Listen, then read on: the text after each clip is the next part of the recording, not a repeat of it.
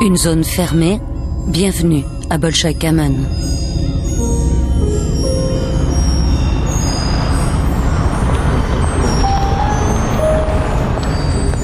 Pour arriver ici, il faut montrer patte blanche, un permis, une autorisation qu'il a fallu négocier à Moscou.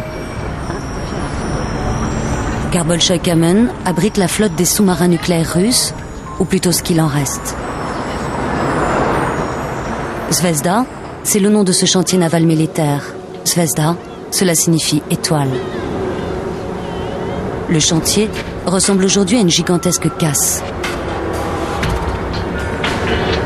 La casse des monstres d'acier qui tenaient il n'y a pas si longtemps les États-Unis à portée de missiles.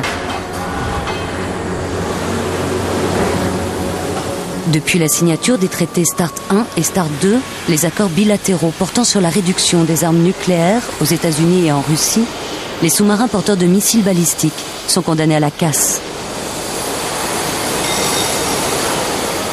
Il y en avait 25 sur la liste. On est en train d'exécuter le dernier.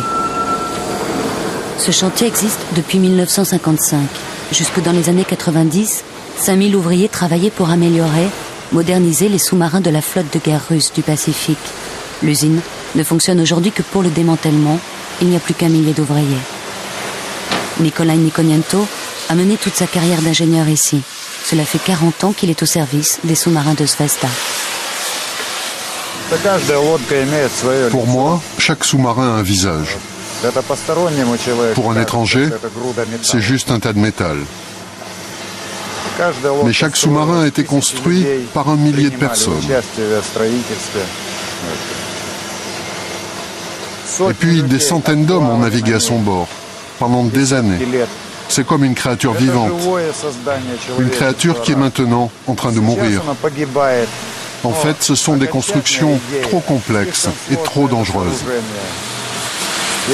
Maintenant, il faut les enterrer avec honneur.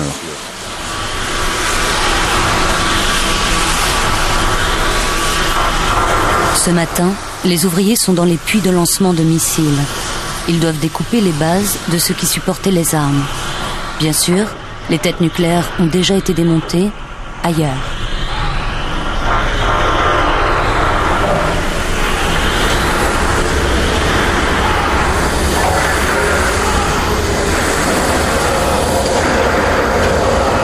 Les opérations de découpage durent 3 mois, tout doit être en morceaux. La ferraille est recyclée, elle va être vendue à la tonne en Corée. Tout est contaminé ici, bien sûr. Ce bout de métal là, et puis celui-là, tout. Tout ça c'était dans le sous-marin, alors tout est radioactif. Il y a beaucoup de gens malades. Il y a des contrôles à l'hôpital. On nous dit que ça va, qu'on peut vivre pour l'instant. Mais vous entendez parler de maladies, de gens contaminés? Non, on n'en entend pas parler. Ici, ils font des mesures tous les matins et ils disent que le niveau de radiation ne dépasse pas le taux autorisé. Ils disent que c'est normal. Mais qui peut-on croire? On ne peut plus croire personne aujourd'hui. Et avant?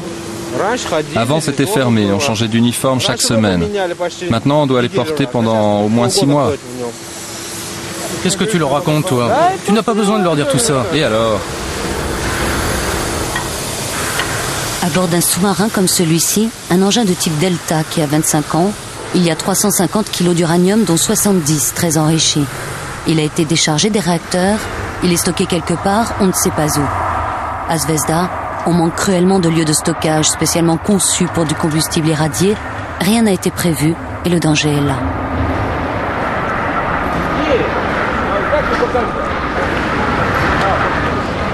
Une fois l'uranium déchargé, restent les réacteurs. Ils sont traités à part, dans ce bâtiment gardé.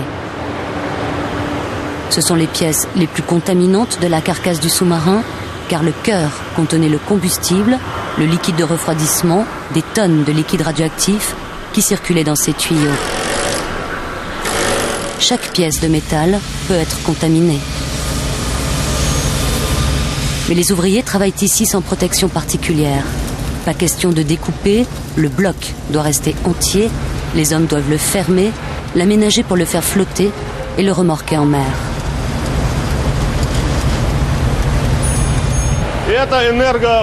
Ici, c'est le bloc énergie du réacteur du sous-marin. C'est le 25e qui passe entre nos mains. Et c'est le dernier de la liste. On doit souder les parois. On est bien à l'intérieur du réacteur, là. Oui, on est bien à l'intérieur du réacteur. Là, il y avait les cuves. Le cœur avec le combustible était dans le 7e compartiment, juste là. On est dans le 6e compartiment. Et on nous dit que dans le 6e compartiment, on ne risque rien. Mais que dans le 7e, c'est dangereux d'y rester.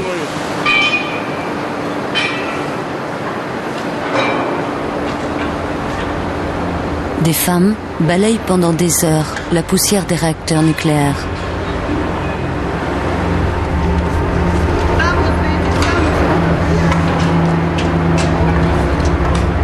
Seule compensation pour tous ces ouvriers, le repas à la cantine gratuit et 200 roubles de plus par mois, 60 €.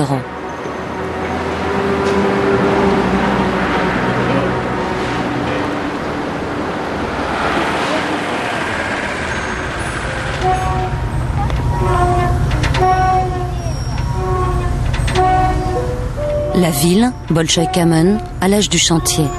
Construite à moins d'1 kilomètre des réacteurs, des fûts de déchets nucléaires, des carcasses des sous-marins. Seuls les ouvriers de l'usine pouvaient habiter ici, avant. Car la ville a toujours, comme à l'époque soviétique, un statut particulier. C'est une ville fermée et tout appartient à l'usine.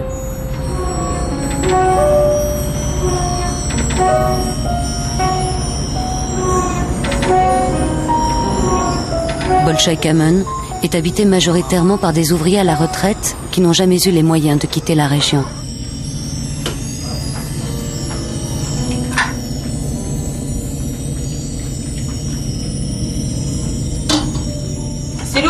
Sergueï est chef de chantier, il travaille à Zvezda depuis 20 ans.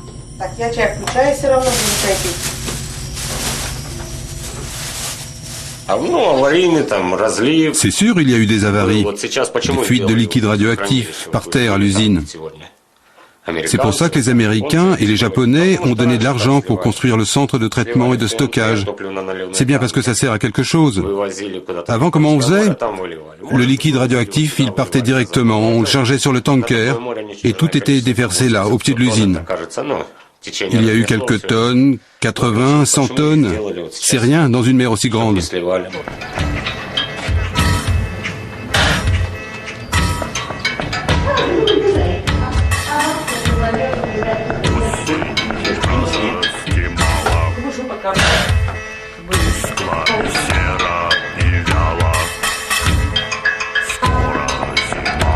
Volodia Bonteyev était officier à bord d'un sous-marin. À la retraite de la marine russe, comme la majorité des officiers ici, il vit à Bolshoï-Kamen. Il est député du parti Yabluko, l'un des partis politiques russes se préoccupant le plus d'écologie. D'après moi, c'est tout le processus de déchargement d'uranium des sous-marins qui est le plus risqué. Lorsque le sous-marin est hacké, je sais que n'importe quel déchargement risque l'accident. Un câble qui peut casser, ou alors il peut y avoir une fuite, ou un mec bourré qui appuie sur le mauvais bouton, tout est possible. Personne ne sait où aller, où chercher protection. Personne ne sait où il y a des médicaments, ce qu'il faut prendre pour diminuer la contamination. Il n'y a pas de plan de sécurité, rien n'est prévu. Tout se passe comme si on élevait des lapins à Bolshoï-Kamen et pas du tout une ville où il y a du nucléaire. La région entière vit sous la menace d'un accident nucléaire, d'une explosion. Un accident a déjà eu lieu ici, entre Vladivostok et Bolshoï-Kamen, dans la baie de Tchazma, dans cette zone fermée et toujours contrôlée par l'armée. Le plus grave accident nucléaire avant Tchernobyl, c'était en 1985.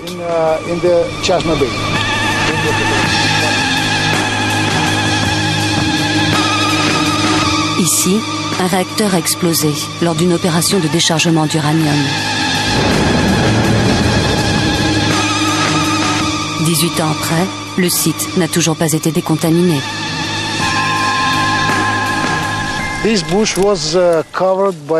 Regardez cette végétation. Elle a été recouverte par la poussière radioactive du nuage dégagé par l'explosion. Personne n'y a touché. La terre aurait dû être changée. Si on avait changé la terre, il n'y aurait pas d'arbres. Or, les arbres sont toujours là. La contamination venait de là-bas, elle est passée partout ici. Le métal, lui, est toujours là, sous l'eau, enterré à 10 mètres dans les sédiments marins. Qu'est-ce qui est enseveli? Quel métal? De l'uranium. De l'uranium pur est enterré là, dans les sédiments marins. Boris Preobrajensky est géologue. C'est la première fois qu'il revient à Tchazma depuis l'accident. La région n'a jamais été évacuée. 2000 personnes vivent là, derrière cette baie. En 1985, 10 hommes, 10 marins ont été tués lors de l'explosion. Ils ont été déchiquetés. Ils sont enterrés dans un endroit où seules les familles peuvent venir. Les débris de corps mêlés aux débris de ferraille contaminés. 10 plaques, une date, 10 août 1985. Jusqu'au début des années 90, l'accident nucléaire est resté secret militaire. Secret militaire aussi, les carcasses de tous ces sous-marins, les sous-marins de la flotte du Pacifique, abandonnés, cachés, avec leurs charges d'uranium à bord, leurs armes aussi.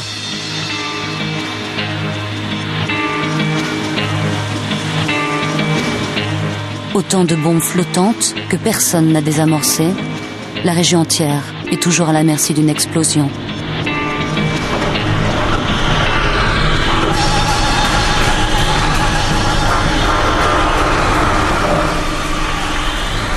À Zvezda, le démontage de ce sous-marin est presque achevé. Mais il n'y a plus d'argent pour désosser tout ce qui reste de la flotte nucléaire du Pacifique.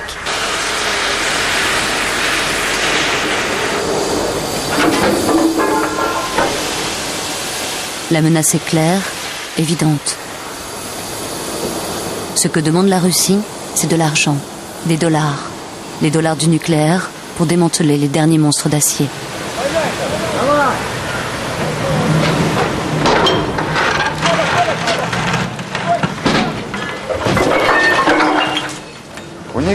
Ces sous-marins sont dans un état grave. Ils sont polluants, radioactifs, contaminés. Ils ne sont pas très loin dans la région de Vladivostok. Pour le démontage et le recyclage, on a besoin de beaucoup plus d'argent que pour les autres. On a une solution technique pour chacun d'entre eux, mais pour le financement, on n'a rien. Ce qu'il nous faut, c'est de l'argent et encore de l'argent.